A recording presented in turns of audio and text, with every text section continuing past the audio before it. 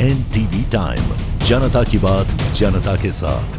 पवई में लगभग 350 वर्षों से चली आ रही परंपरा का भव्य आयोजन, बुंदेलखंड की सुप्रसिद्ध माता कलेही का दरबार। पवई नगर में चैत्र नवरात्र के पावन अवसर पर आस्था का जनसैलाब उमड़ पड़ा। पत्ने नदी के तट पर स्थित प्राचीन आदि शक्ति जगत जननी माँ कलेही मंदिर में महाअष्टमी की आरती और नवमी के अवसर पर विशेष पूजन अर्चन, आरती, जवारा विसर्जन एवं अठवाई पूजन विधि विधान से सम्पन्न हुआ। इस धार्मिक आयोजन में संपूर्ण नगर सहित आसपास के क्षेत्रों से बड़ी संख्या में श्रद्धालु शामिल हुए। माँ कलेही नगायच परिवार की कुलदेवी है। परिवारजनों के अनुसार इस मंदिर का निर्माण उनके पूर्वज भागीरथ नगायच द्वारा कराया गया था। ये परंपरा पिछले 350 से 400 वर्षों से लगातार निभाई जा रही है, जबकि माता का मूल स्वरूप 13वीं शताब्दी से पहाड़ी पर विराजमान माना जाता है। स्थानीय जनश्रुति के अनुसार भागीरथ नगायच की धर्मपत्नी गर्भावस्था के दौरान माता के दर्शन के लिए नहीं जा सकी, तब माता कलेही ने कन्या रूप में उनके साथ चलने का आशीर्वाद दिया और पत्नी नदी के तट पर आकर विग्रह रूप में विराजमान हो गयी। तभी से ये स्थान श्रद्धालु के लिए विशेष आस्था का केंद्र बना हुआ है। मान्यता है कि माता के आशीर्वाद से भागीरथ नगायच को एकमात्र संतान के रूप में देवी प्रसाद नगायच की प्राप्ति हुई, जिससे आज नगायच परिवार के लगभग 1000 वंशजों की संख्या बताई जा रही है।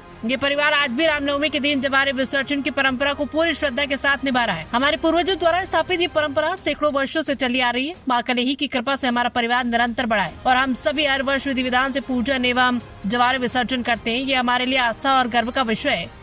इस पूरे आयोजन में भक्ति और उल्लास का माहौल देखने को मिला, जहां श्रद्धालु बड़ी संख्या में माता के दर्शन करने पहुंचते हैं। ये आयोजन न केवल धार्मिक आस्था का प्रतीक बल्कि क्षेत्र की समृद्ध संस्कृति, विरासत और पारंपरिक मान्यताओं का भी जीवन बनाए हुए हैं। पवई से अजय विश्वकर्मा की रिपोर्ट। उनको चढ़ने में दिक्कत होती थी।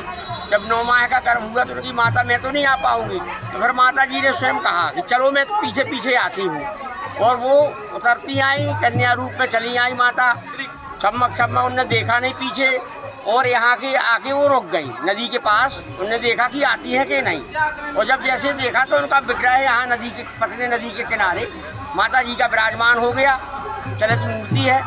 और वहीं पर उनके पति जो भागीरथ नगायच थे, उनके द्वारा ये मंदिर का निर्माण कराया गया। तभी से और मात्र एक संतान देवी प्रसाद हुए। माता की कृपा से वो देवी प्रसाद के कारण आज पूरा परिवार 500 आदमी का परिवार है। तो उन्हीं की कृपा से परिवार है। हम लोग चैत्र और नवरात्रि में कुंवार में जवारे बोते हैं और नवे को रामनवमी को निकालते हैं। वो प्रथा चली आ रही है, समस्त परिवार आके निकालता है और पूजा अर्चना करके आज भी नदी पतली नदी में विसर्जित करते हैं। लगभग यह स्थान कितने वर्षों पुराना है? ये लगभग 350 से 400 वर्ष पुराना यहाँ नीचे वाला है। ऊपर वाला तो चंदेली राज का है, 1300 सदी के लगभग का, जो ऊपर विराजमान थी माता। ये इनकी माता जी की गाथा है। और माता सभी भक्तों पर, जितने भी जो भक्त आते हैं, सभी की मनोकामना पूर्ण करती हैं। कोई खाली नहीं जाता है। सिद्धपीठ है और जो दूरस्थ के लोग यहाँ आते हैं।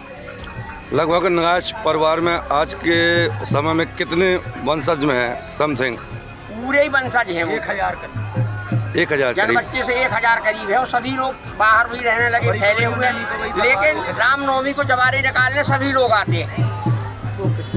जी भाई साहब, बताएं आप नगायच परिवार से, और नगायच परिवार की गाथा बताएं आप माता कलेही के। ये बहुत प्राचीन समय की बात है।